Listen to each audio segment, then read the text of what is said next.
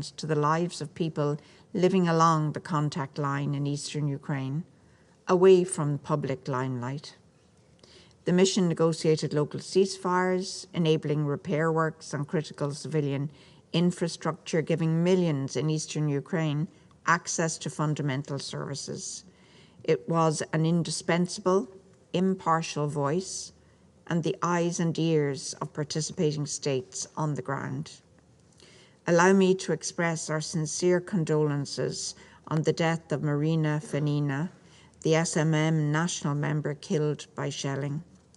We commend the OSCE for its evacuation of staff, and we recognise the evacuation as a temporary measure and acknowledge that the mission is working differently right now and is ready to resume its monitoring work.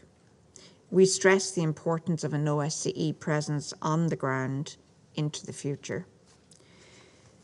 Mr. President, while the eyes of the world are rightly focused on Ukraine, we are mindful that the institutions and field offices of the OSCE continue to operate throughout the region. Indeed, it's vital that they do so. Ireland continues to support renewed efforts towards a negotiated, comprehensive and sustainable settlement of the conflict between Armenia and Azerbaijan, particularly on the long-term status of Nagorno-Karabakh. We believe the OSCE Minsk Group is the appropriate format through which to achieve this objective. It is essential that both sides meaningfully engage in this effort.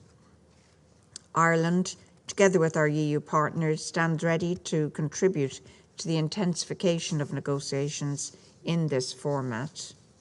Ireland strongly supports the Polish Chair's intention to keep conflict prevention and resolution at the top of the OSCE's agenda, including in Georgia and Moldova. Here too will the OSCE's work to advance the women, peace and security agenda be critical, particularly for those women who have been forced to flee Ukraine. We also welcome Poland's emphasis on responding to new and emerging threats to regional peace and security, such as violent extremism and attacks in cyberspace, as well as the challenges we may face in a post-COVID environment through effective multilateralism. Ireland recalls that the OSCE plays a unique role in holding all states, all participating states, accountable to OSCE principles and commitments. The inclusion of civil society is essential in this regard. We fully support the OSCE's work on democracy and human rights and reaffirm our steadfast support for the invaluable role played by the OSCE autonomous institutions, in particular the Office of Democratic Institutions and Human Rights, whose work on election monitoring we support without reservation. In conclusion, Mr. President, the OSCE's comprehensive approach to security is as pertinent and relevant as ever. Respect for human rights, the rule of law and economic and environmental progress are all essential elements for sustaining peace and prosperity. We look forward to working closely with the Chairperson-in-Office to ensure strong, complementary partnership between the UN and the OSCE. Thank you, President. أشكر ممثلة إيرلندا على بيانها وأعطي الكلمة لممثل الهند. Thank you, Mr. President. At the outset, let me begin by welcoming His Excellency Professor Rau, Minister of Foreign Affairs of Poland. I also thank him for his briefing on the activities of the OSCE and its priorities in his capacity as the OSCE Chairperson-in-Office. I also thank USG Rosemary DiCarlo for her briefing. The role of regional and sub-regional organizations in maintenance of international peace and security, as well as their cooperation with the United Nations, is provided in Chapter 8 of the UN Charter. We support active engagement between the UN and OSCE based on the Framework for Cooperation and Coordination signed in 1993. Regional organizations have a critical role to play in addressing challenges to security environment by promoting dialogue between the parties and dissuading external influence. We are of the view that bilateral and regional agreements negotiated between the parties provide a good basis for lasting and peaceful resolution of disputes. The OSCE has attributes that make it the forum of choice in many situations. Of first and foremost importance, the OSCE is an inclusive Euro-Atlantic forum for consultation and joint action.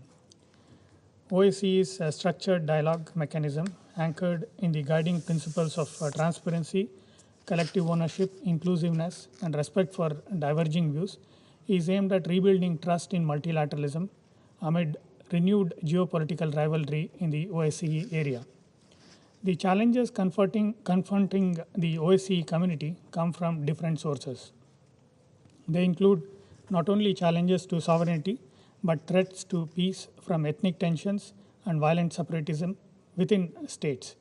The OSCE, as the world's largest security organization, is also addressing some of the toughest transnational threats, such as proliferation of weapons, terrorism, cybersecurity, migration, environmental damage, and drug trafficking.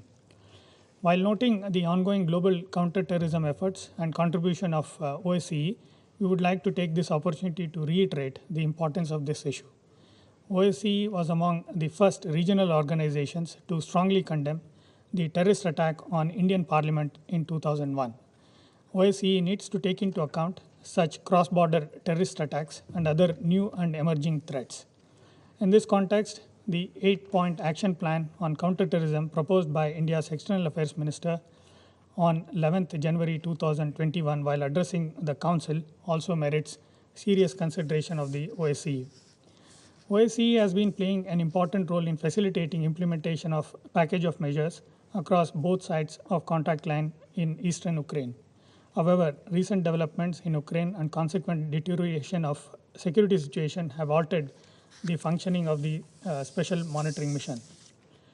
India has been consistent in calling for an immediate end to all hostilities in Ukraine. Our Prime Minister has repeatedly called for an urgent ceasefire and that there is no other path left but of dialogue and diplomacy. The human toll continues to mount and the humanitarian situation has become dire. India undertook intensive and immediate steps to evacuate its nationals. Till date, about 22,500 Indians have returned home safely. We are grateful to all our partners for their support in our evacuation efforts. We call for direct contacts and negotiations with a view to cease hostilities. India has been in touch with both the Russian Federation and Ukraine in this regard and will continue to remain engaged. We continue to underline the need to respect the UN Charter, international law, and the sovereignty and territorial integrity of states. We also support OSCE Minsk Group's continued efforts for a peaceful resolution of the conflict between Armenia and Azerbaijan. India believes that any lasting resolution of the conflict can only be achieved peacefully through diplomatic negotiations, and we call on parties to implement the agreement reached. We note with concern that steps that have been committed have yet to materialize. To conclude, Mr. President, we recognize the significant contribution of OSCE to the promotion of a rules-based international order and strengthening multilateralism. We join all other members of the Council to extend our good wishes to Poland's chairmanship of OSCE. I also take this opportunity to sincerely thank Foreign Minister of Poland for the generosity and help extended to our citizens in their safe return from conflict zones in Ukraine. I thank you, Mr. President. أشكر ممثل الهند على بيانه وأعطي الكلمة لممثل الاتحاد الروسي. Благодарю вас, господин председатель. У нас не вызвало удивления выступление действующего председателя ОБСЕ. Мы знали, о чем он будет говорить еще до начала выступления. Но нас удивляет, и уже не в первый раз, тоже было и в пятницу в этом же зале, выступление заместителя генерального секретаря ООН, которое в своих оценках вышло далеко за рамки беспристрастности, которое предписывается международным гражданским служащим. ее оценки и перепевание фейков о неизбирательной бомбардировке гражданских объектов, использование кассетных боеприпасов российскими вооруженными силами со ссылкой на достоверные источники вызывает у нас сомнение, кто сидит за табличкой. Высокопоставленный сотрудник секретариата ООН или представитель одного из государств. ООН на протяжении последних дней неоднократно обращалась к теме посредничества в конфликте. О каком посредничестве можно говорить, когда вы, очевидно, заняли сторону в этом конфликте? Зато у заместителя генерального секретаря не нашлось ни слова, чтобы сообщить о сегодняшнем ударе вооруженных сил Украины ракетой .У,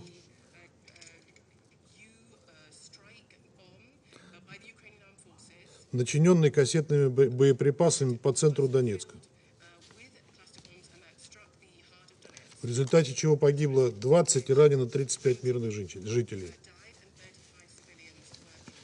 Как не нашлось ни слова об этом и у представителей западных стран, которые уже 8 лет страдают слепотой в отношении всего, что происходило на Донбассе, и в каких условиях под постоянными обстрелами жили там мирные люди.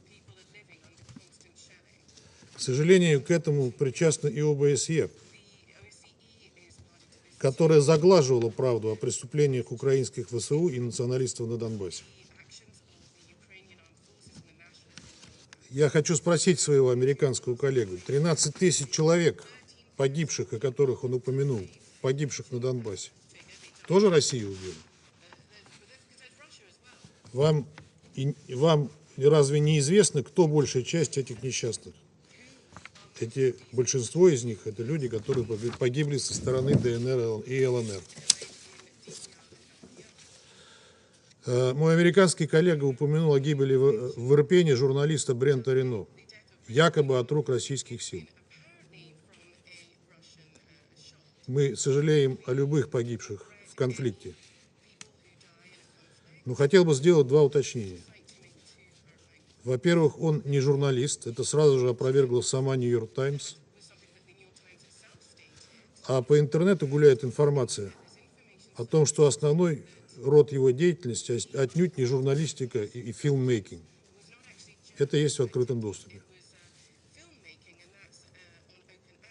Во-вторых, Ирпень полностью контролируется вооруженными силами Украины и отрядами украинской теробороны. Судя по словам коллеги Рено, который выжил в ходе этого инцидента, именно они открыли огонь по их автомобилю. Господин председатель, у нас не было иллюзий, что сегодняшнее заседание будет посвящено отнюдь не взаимодействию ООН и ОБСЕ. Спрос на взаимодействие в последние годы резко снизился из-за попыток отдельного клуба государств подменить действия Устава ООН порядком, основанным на правилах. Площадка ОБСЕ стала ярчайшим тому примером. Особенно это заметно в последнее время, когда работа организации, которая и до этого уделяла гипертрофированное внимание странам к востоку от Вены, фактически свелась к единственному сюжету, обсуждение по которого проходит, насколько мы можем судить, не то что в непрофессиональных, а уже в истерических и даже недопустимых тонах. Когда господин Рау 15 февраля находился с визитом в Москве, мы провели с ним обстоятельные переговоры. Тогда он говорил о важности проактивного, позитивного подхода, поиска развязок, отказа от взаимных обвинений. Мы такой настрой поддержали. Высказали убежденность в том, что председательство должно способствовать формированию объединительной повестки дня, достижению компромиссов. Для этого важно оставаться в рамках мандата председателя, придерживаться статусно-нейтральных подходов, как принято говорить, избегать неконсенсусных формулировок. То, что называется выполнением роли честного брокера. Однако сегодня мы можем констатировать, что польское председательство ОБСЕ свою миссию почти провалило, хотя на дворе лишь середина марта. Уже 5 марта по итогам переговоров с государственным секретарем США господин Рау высказался в том духе, что председательство ОБСЕ будет координировать действия против одного из государств-участников организации. Это вопиющее нарушение Польшей мандата действующего председательства ОБСЕ, утвержденного на СМИ в Порту в 2002 году, а также решение Постоянного совета ОБСЕ за номером 485 о публичных заявлениях.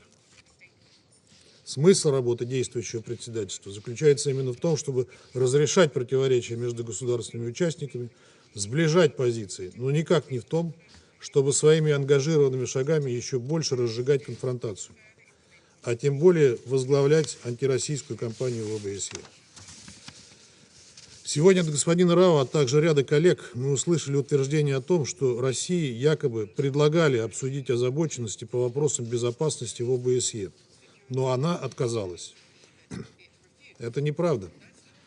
Мы не отвергали запущенный польским председательством соответствующий диалог, однако подчеркивали, что для его успешного проведения нам надо получить ответы от Соединенных Штатов и индивидуальных стран-членов ОБСЕ о том, как они видят на практике реализацию принципа неделимости безопасности.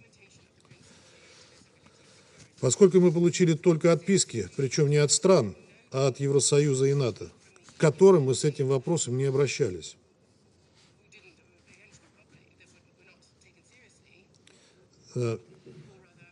Мы получили только отписки, причем не от стран, а от Евросоюза и НАТО, к которым мы с этим вопросом не обращались.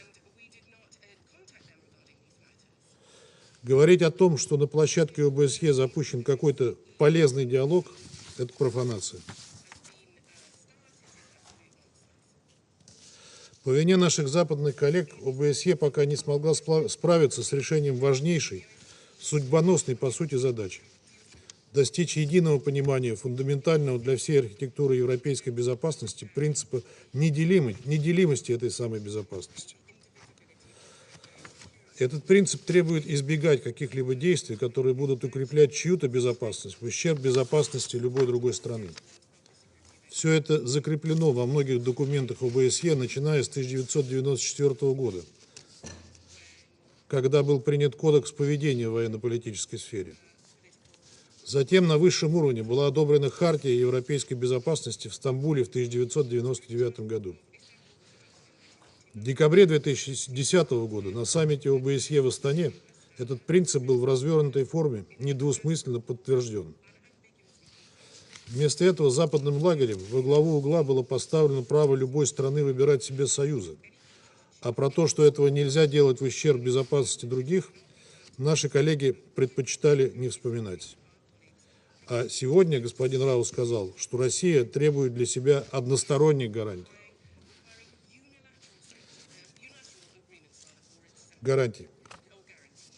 Детонатором глубокого кризиса европейской безопасности, сложившегося в силу упомянутых мною тенденций, стала ситуация на Украине. Полагаем, что и в этом есть прямая вина ОБСЕ, закрывавшего глаза на все то, что происходило все эти годы не только на Донбассе, но и на самой Украине. Есть в этом и роль польского председательства. Кто мешал действующему председательству, в том числе через своего спецпредставителя в контактной группе, добиваться от украинской стороны полного и последовательного выполнения Минского комплекса мер? Схема действий была абсолютно понятной. Прежде всего, обеспечить прямой диалог Киева, Донецка и Луганска, а также непредвзятость наблюдения за ситуацией силами специальной мониторинговой миссии ОБСЕ.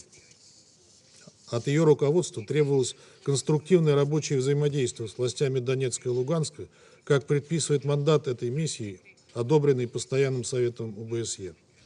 Согласно этому мандату, миссия не должна была оставлять без внимания нарушение прав человека и свободы СМИ на всей территории Украины. Не пропускать мимо своего внимания очевидные факты, которые говорили о разгуле агрессивного национализма, неонацизма и многочисленные случаи дискриминации русскоязычного населения. Помимо этого, на Украине приобрели массовый и систематический характер нарушения прав человека.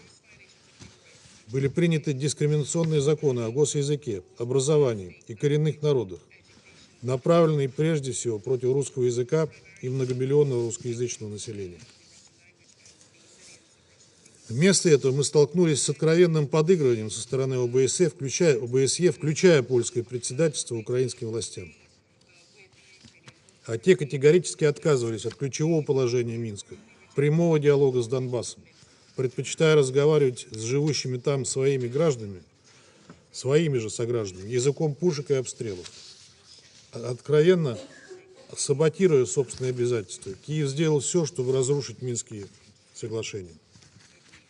Россия последовательно призывала Украину уважать чаяния жителей Донбасса и их законные стремления говорить на родном языке, обучать на нем своих детей, чтить память тех, кто освобождал эти земли от фашистов, а не тех, кто воевал на стороне гитлеровцев и убивал мирных граждан в годы Великой Отечественной войны. Но в Киеве нас слышать не хотели. В то же время Запад во главе с США, вместо того, чтобы заставить Украину выполнить обязательства по Минским соглашениям, всячески ей подыгрывал, игнорировал саботаж Минска. Более того, страны НАТО накачивали Украину современным оружием, направляли военных инструкторов, всячески способствовали милитаризации региона. Такие действия своих западных покровителей в Киеве воспринимали как карт-бланш на проведение военных провокаций на Донбассе.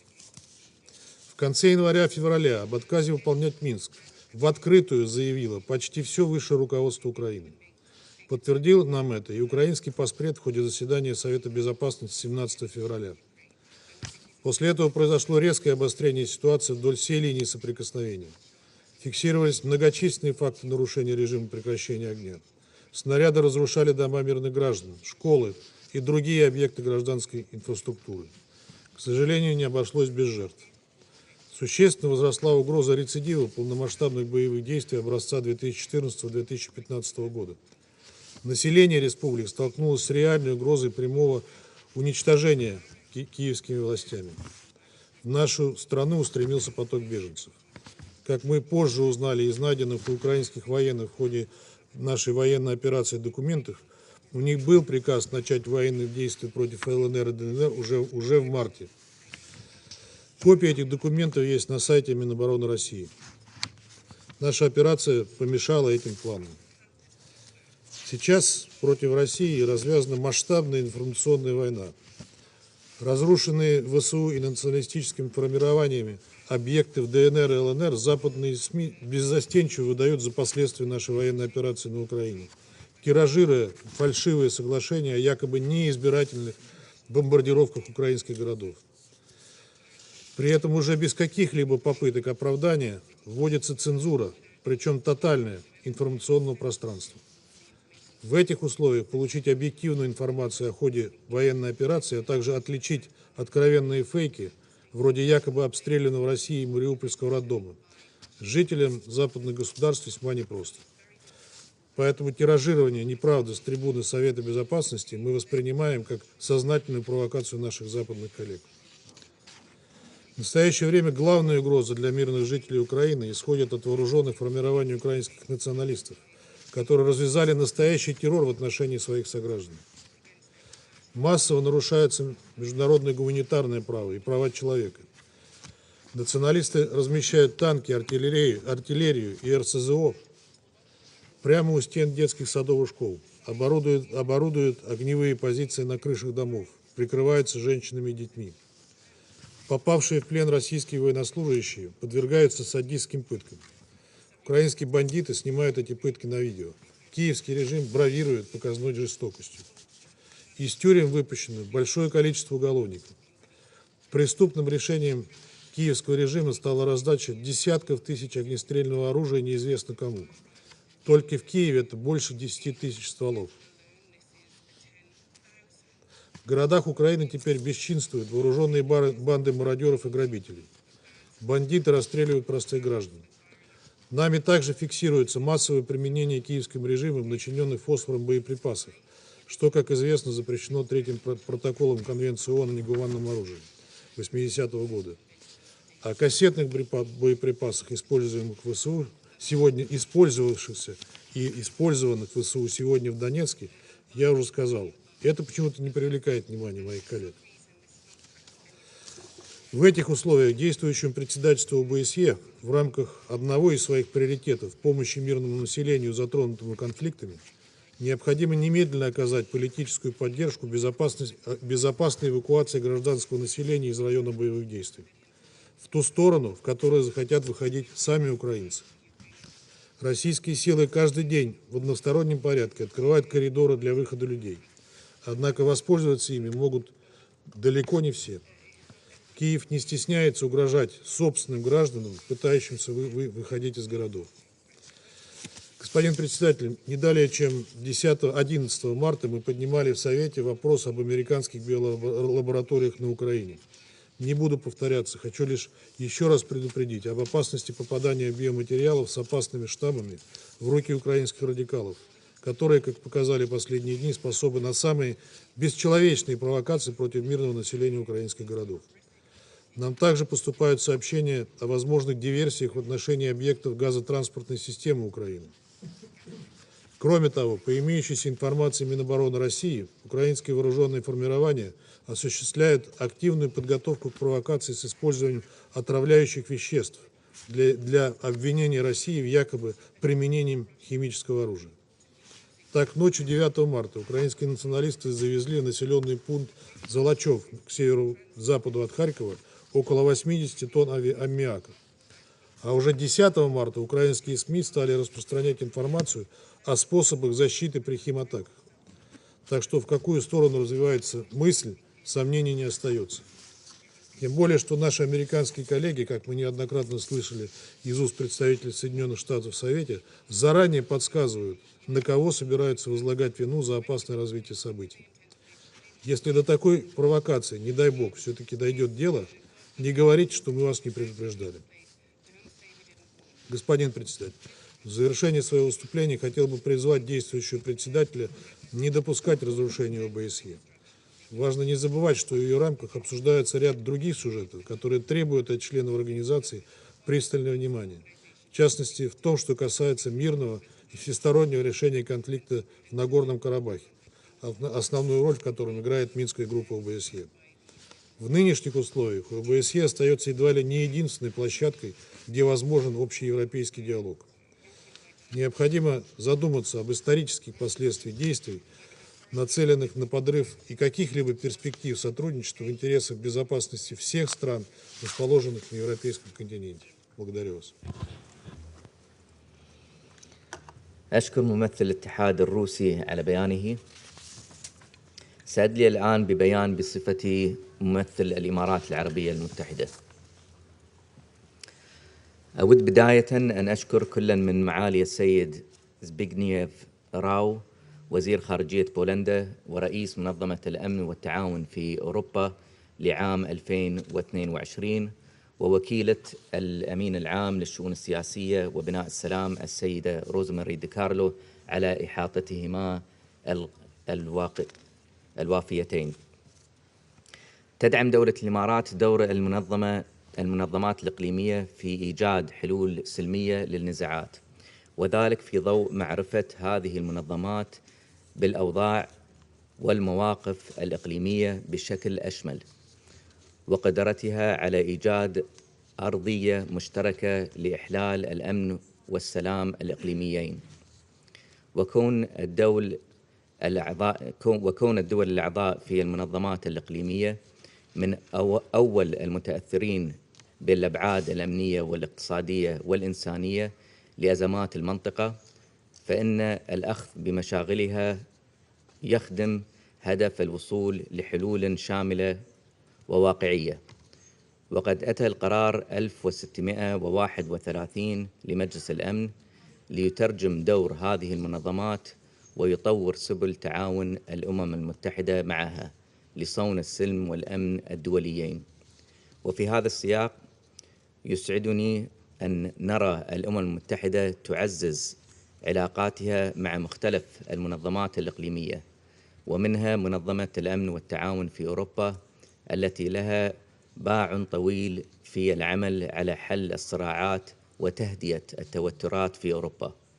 ونرى أن دورها هذا أمر ضروري اليوم، لا سيما في ظل مواجهة أوروبا حالياً أحد أكبر التحديات التي تعرضت لها خلال العقدين السابقين.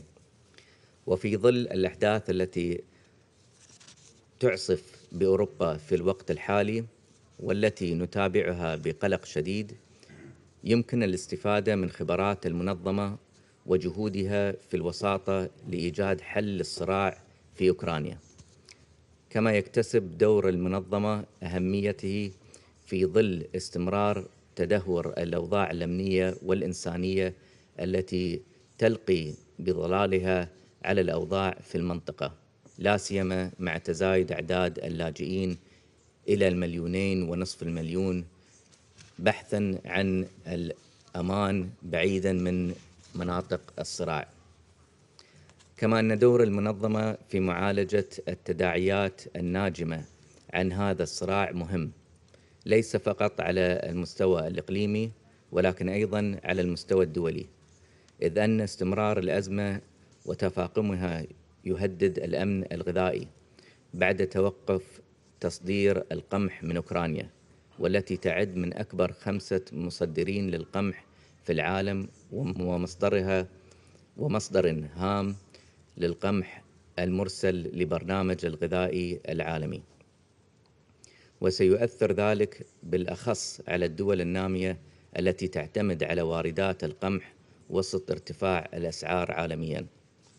وإضافة إلى الأزمات في أوكرانيا، فإن للدول المشاركة في المنظمة شواغل أمنية وسياسية عديدة، بما في ذلك الصراعات المجمدة في جورجيا ومولدوفا، والتوترات في شبه جزيرة البلقان، فضلاً عن الوضع في ناغورنو كاراباخ.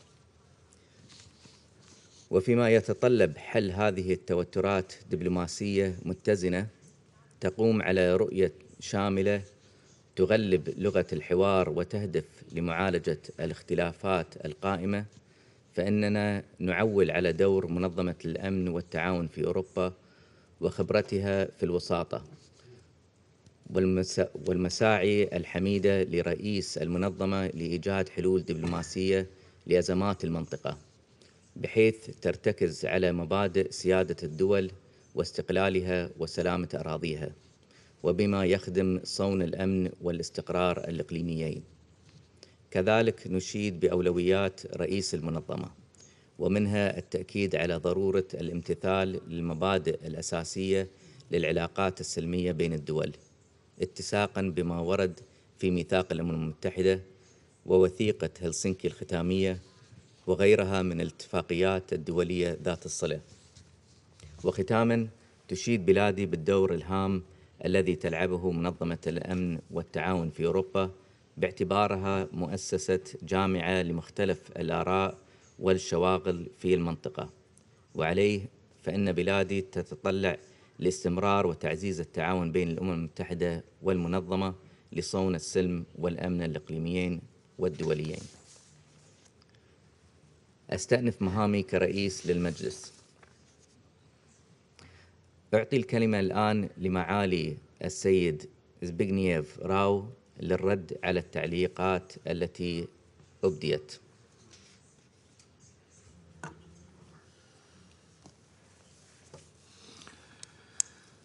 Mr. President, Madam Under-Secretary General, distinguished ambassadors, ladies and gentlemen. Thank you for this useful and timely debate and for allowing me to participate. I appreciate the interest from the members of the Security Council. Also, I recognize the presence of ambassadors and high-ranking representatives of countries from outside the Security Council, some of them sitting today in the audience and some of them submitting written statements for the record. It is fair to say that the international community is currently at a critical juncture. Even before the current crisis, we saw the erosion of the practical implementation of Helsinki principles and commitments. Today, we should pay special attention to how fundamental UN and OSCE principles are implemented and how to react when those principles are violated. In carrying out my task as the OSCE Chairman-in-Office, I will be tirelessly calling on all participating states to abide by our joint commitments. I would like to reassure partners that I will not shy away from facilitating dialogue and seeking ways to advance settlement of the ongoing regional and frozen conflicts. As I indicated before, this will exactly be the focus of my upcoming trips to Moldova and the South Caucasus. Later, during the year, I will visit the Western Balkans and Central Asia.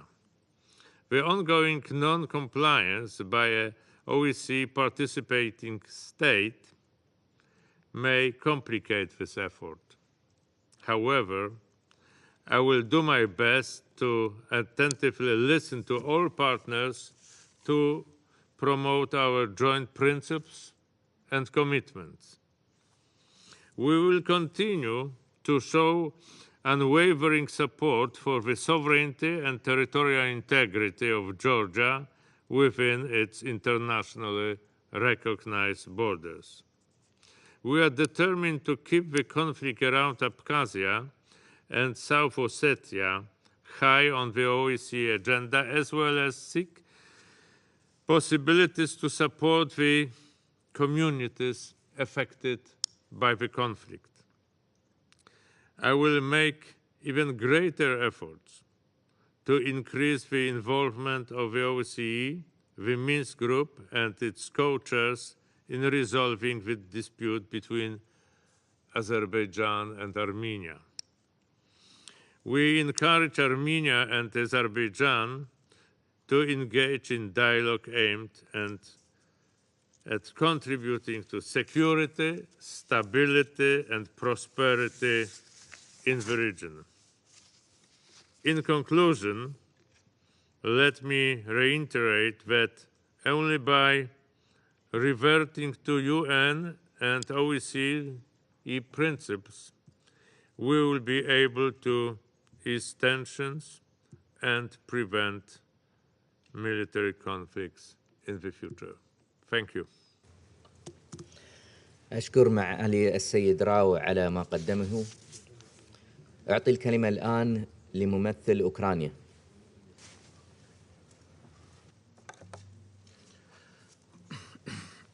Thank you, Mr. President, OSCE Chairman-in-Office, Madam Under-Secretary General, distinguished colleagues, and we have no doubts who sits in the Soviet seat behind the nameplate Russian Federation. The General Assembly gave a clear answer to this question. It is the aggressor state, not a shred of doubt.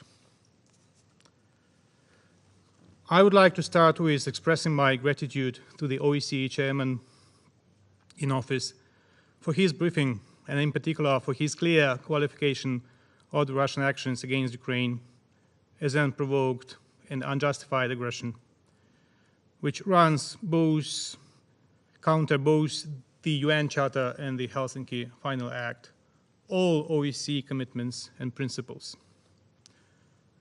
Minister Rau, welcome to our regular intervention meetings, where members of the UN family gather around the aggressor state who is in denial and makes no effort to struggle with its addiction to killing innocent citizens. Indeed, both the UN and the OSCE are now at the critical juncture with all their fundamental principles being violated, flagrantly, openly, and deliberately. Violated by Russia that has pretended to be a key stakeholder in maintaining international peace and security. Instead, it has been a main provider of insecurity, encircling itself with a belt of conflicts.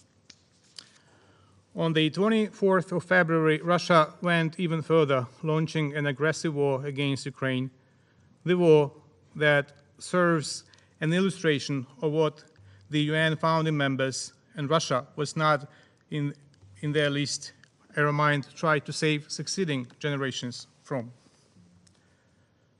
I therefore commend the Chairman-in-Office for his strong commitment to pursue as his main priority the termination of the war on the basis of respect to the sovereignty and territorial integrity of Ukraine within its internationally recognized borders. We fully support human-oriented approach of Poland's OSCE chairmanship with a special focus on protection of the civilian population affected by conflicts. Russian troops continue to commit war crimes and crimes against humanity in Ukraine, erasing any difference with their Nazi predecessors 80 years ago. Cities and villages destroyed to the ground, mass graves, terror against civilians in the occupied territories, abduction and killing of representatives of local authorities, activists, and journalists. I reiterate my call on the Security Council and today address this call to the OSCE chair, as well to facilitate release of Ivan Fedorov, mayor of Melitopol, Zaporizhia region, who was detained by the Russian soldiers on 11th of March. Now he is reportedly tortured due to his refusal to collaborate with the aggressor. Unfortunately, the Russian occupants stepped up their repressive practices, as yesterday they abducted Yevhen Matveyev, mayor of Dnipro-Rudne, another town in Zaporizhia region. Russia proceeds with repressive practices as it has completely failed to create an illusion of public support on the territories it temporarily occupies. Residents of Kherson, Berdyansk, Melitopol, Energodar, and other cities and towns in occupation have no fear to take to the streets to say to the occupants, "Go away, we are Ukraine," unarmed, staring down the barrel of a Russian gun. Russian attempts to employ in Kherson its usual practice of proclaiming a fake People's Republic was immediately rejected by the Kherson Regional Council that adopted at its emergency session on the 12th of March a statement that Kherson region has been and will be Ukraine. The mayor of Kherson solidarized with this statement. There is no place in Ukraine where the Russian troops are welcome. They feel it quite well and they have stopped restraining themselves. Mariupol remains the most powerful example. The toll of civilian casualties following Russian bombardments and shellings reached almost 2,200 innocent local residents. If you want to visualize it, just think of at least 11 General Assembly halls. So many citizens were killed in Mariupol.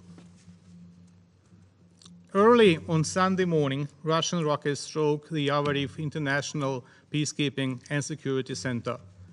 35 people were killed and 134 wounded. Russian Ministry of Defense tried to whitewash this crime by claiming it aimed the foreign mercenaries. This is not true, as only Ukrainian citizens were affected. Countering Russian aggression must be a centerpiece of the OSCE efforts to restore security in the European continent. We consider that the OSCE has to contribute to the implementation of the resolution ES/11/1, aggression against Ukraine, adopted by the overwhelming majority on the 2nd of March. We welcome the invocation of the Moscow mechanism, which is important to register all war crimes and crimes against humanity committed by the Russian Federation in its war against Ukraine. We also underline the need to explore all OSCE tools to document Russian crimes and ensure public and timely reaction by the Chairperson-in-Office, special representatives, and the OSCE autonomous institutions. We expect the ODIHR to be vocal on the cases of flagrant human rights violations stemming from the Russian aggression against Ukraine. Russia is intensifying its propaganda and disinformation campaign, and we consider that the OSCE representative on freedom of the media has to pay close attention to Russia's false narratives.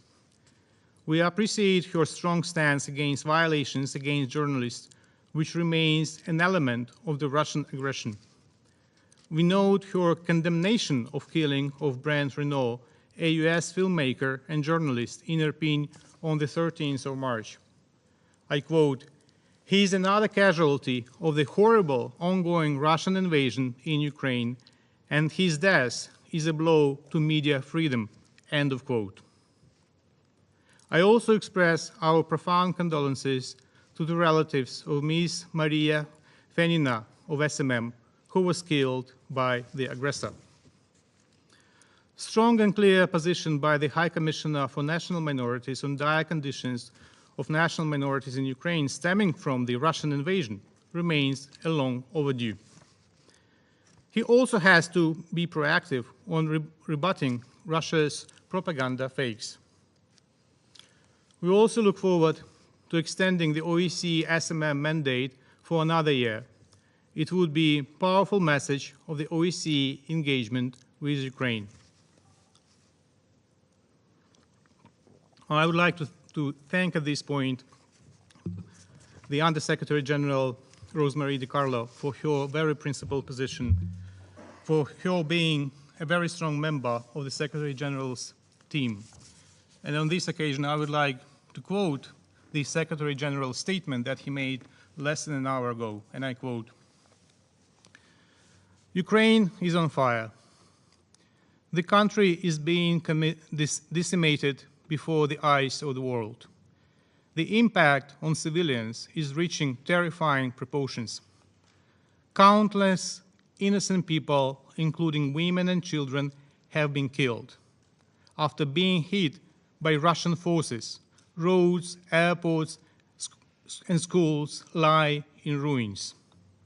According to the WHO, at least 24 health facilities have been destroyed. Hundreds of thousands of people are without water or electricity. With each passing hour, two things are increasingly clear. First, it keeps getting worse.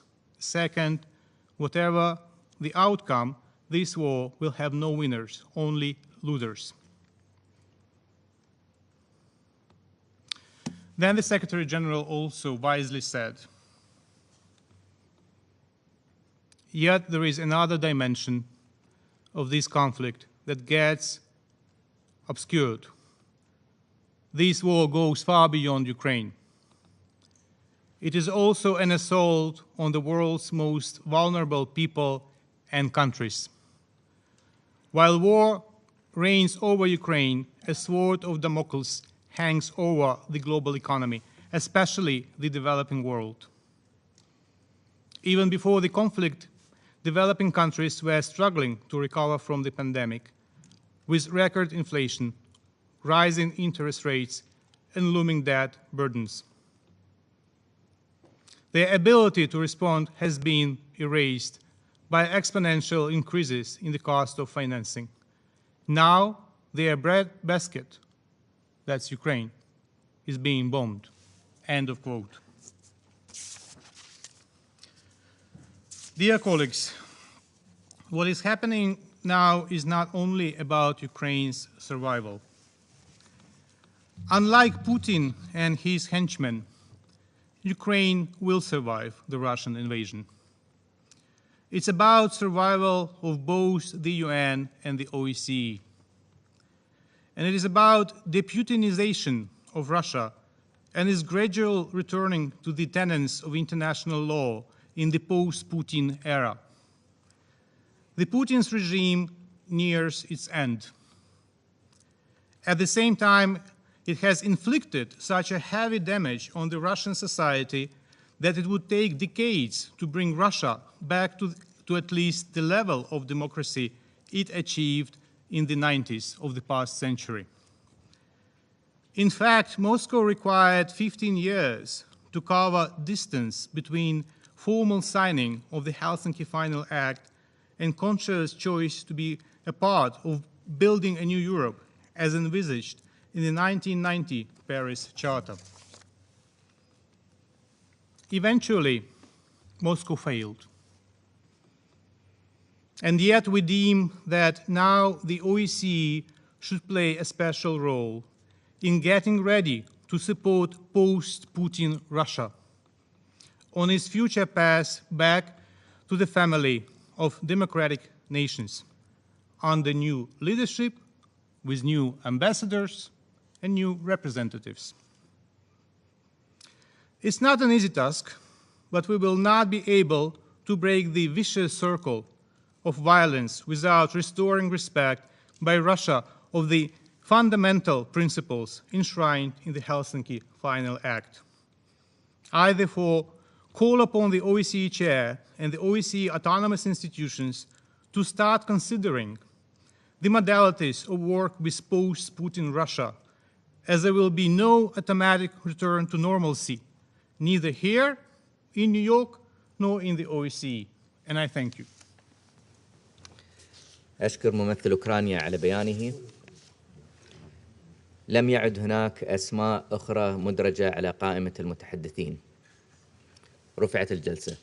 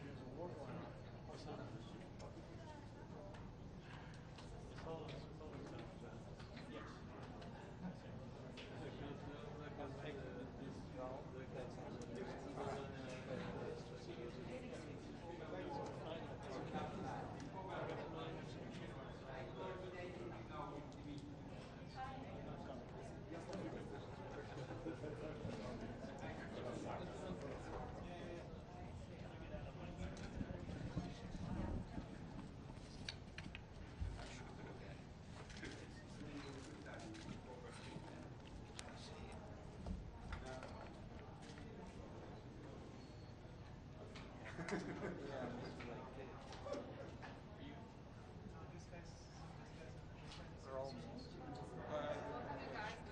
know that we will start with short remarks of Minister Rau, and then we will take around 2 or 3 questions from the floor, okay?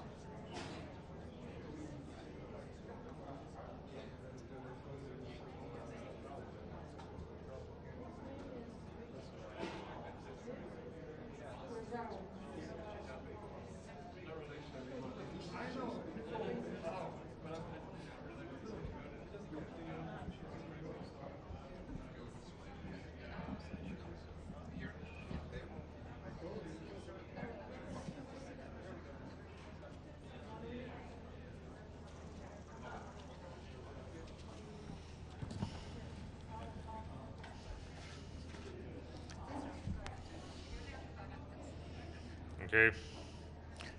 Ladies and gentlemen, I'm pleased to have briefed the United Nations Security Council in my capacity of a Chairman-in-Office of the Organization for Security and Cooperation in Europe. Both the United Nations and the OSCE work to maintain international peace and security and safeguard the respect for international law, including the basic human rights and fundamental freedoms. This is why they both condemned in the strongest terms the military aggression of Russia on Ukraine, indiscriminate attacks against civilians, shelling hospitals and schools is not only inhuman, it is nothing but a crime under international law. The OSCE Polish chairmanship is now facing a completely different reality than a month ago. The war in Ukraine has dominated its agenda almost completely. Russian aggression shakes the very foundation of the OSCE. We see Russia defy its primary responsibility to act as a guardian of international peace and security, both as a member of OSCE as well as the permanent member of the United Nations Security Council. Instead, chooses to act as an aggressor. This long-planned military attack, with the participation of another state, Belarus, is unprovoked, unjustified, and illegal. Such a flagrant breach of OSCE principles and commitments poses questions about stability of the rules-based order. Still, we believe OSCE is able to keep the states talking in good times and bad. Poland is convinced it is in the best interest of the organization and its participating states to work on proper modus operandi to fulfill OSCE's mandate. Right now, the primary focus of OSCE work in Ukraine will be to help avert humanitarian crisis and create the conditions for assistance and evacuation. OSCE stands ready to continue its cooperation with the United Nations. We have established close coordination with the UN Office for the Coordination of Humanitarian Affairs and the UN High Commissioner for Refugees, International Organization for Migration, and the International Committee of the Red Cross. The OSCE welcomes any genuine effort that contributes to stopping the ongoing hostilities and can lead to finding a sustainable, peaceful solution. With that said, talk must be accompanied by actions. I reiterate the joint call I made with OSCE Secretary General Helga Schmidt on the very first day of the Russian aggression for the immediate cessation of all military activities. We call on Russia to stop the deplorable acts. We call on Russia to stop shelling civilians while attempts of evacuation.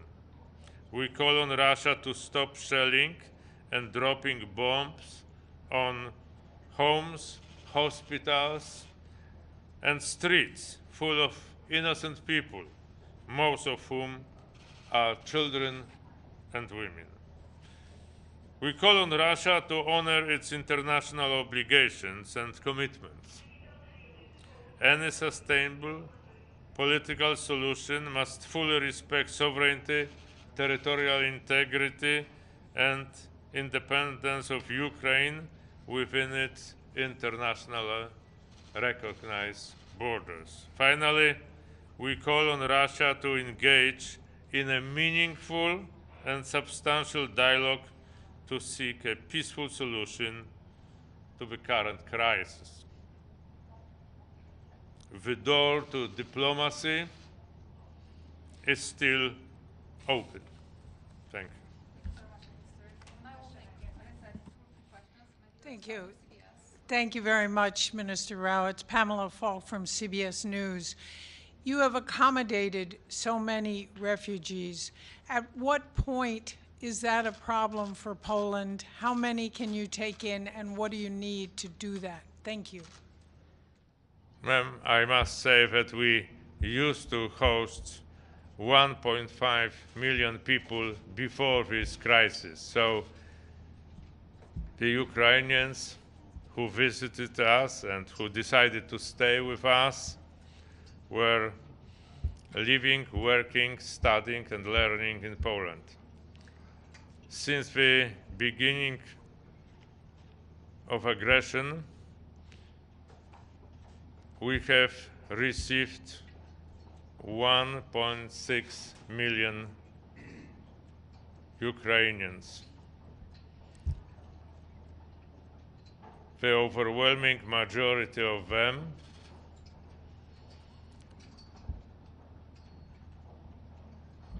are in touch with their friends and relatives who already live in Poland.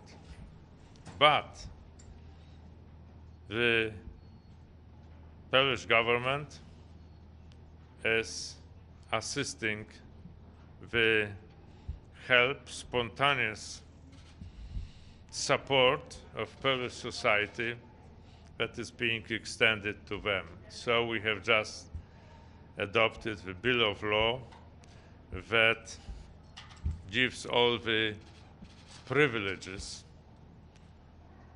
that we, the Polish citizens, enjoy in respect of healthcare, opportunities to learn and study in Polish schools and Polish universities, also the access to labor market, and also the opportunity to take part in our economic life, for example, by launching their own businesses in Poland. So all that indicates that we are ready to host a considerable number of our Ukrainian neighbors who are in need. But certainly no country can do anything like that on its own. So let me just tell you that when Europe went through the immigration crisis in 2015, the continent as a whole received less than 1 million immigrants. Now in Poland alone, we have already 1.6 million refugees of war. And think about other neighboring countries which accepted a smaller portion, but still a very considerable of this influx.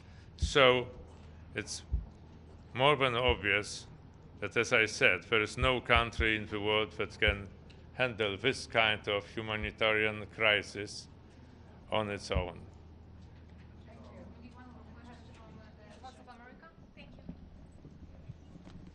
Hello, Mr. Minister. I'm Margaret Bashir with the Voice of America. In your national capacity, I'd like to ask you, the United States has expressed objections to Poland transferring its MiG jets to Ukraine. Ukraine is still asking for them. Have you been in touch with your Ukrainian counterpart to try and find a workaround to still deliver these jets? Is this still a possibility? I'm in touch with our American counterparts, with our NATO and European Union counterparts, and of course with the Ukrainian ones.